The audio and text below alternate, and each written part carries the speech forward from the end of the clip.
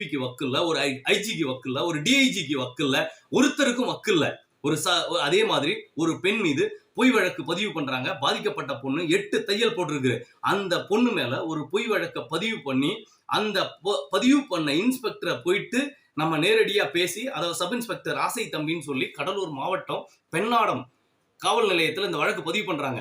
அவரை கேட்டு ஏன் இப்படி பொய் வழக்கு போட்டீங்க, உங்க பொண்ணா இருந்தா அந்த மாதிரி பொய் வழக்கு போட்டிருப்பீங்களான்னு கேட்கிறோம்.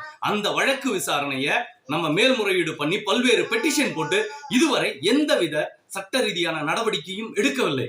அந்த பொன் மீது இருந்த குற்றவியல் வழக்கையும் ரத்து பண்ணல. அதுக்காக என்ன சட்டம் வந்திருக்கு அதை போய் கேட்கும்போது சொல்றாங்க, அதாவது ஒரு தடவை எஃப்ஐஆர் போட்டாச்சுன்னா போட்டாச்சுப்பா, ஒன்றும் பண்ண முடியாது. அது குற்றவியல் வழக்கோ எந்த வழக்கோ எனக்கு தெரியாது. வழக்கு போட்டு கோர்ட்டுக்கு போயிடுச்சு, நீ கோர்ட்ல தான் பார்க்கணும். வாய்தாவா 15 வருஷம் 20 வருஷம் நடந்துட்டு இருக்கு. ஒரு ஸ்கூல் படிக்கிற பொண்ணு மேல கூட பொய் வழக்கு போடக்கூடிய இந்த அராஜகம் செய்து வரும் தமிழ்நாடு காவல்துறையை தட்டி கேட்க என்ன சட்டம் கொண்டு வந்திருக்கோம் யோசிச்சு பாருங்க. அதனாலதான் சொல்றோம், இது மக்களாட்சி நாடு, இது சர்வாதிகார நாடு இல்ல. பொதுமக்களை புரிந்து கொள்ளுங்கள்.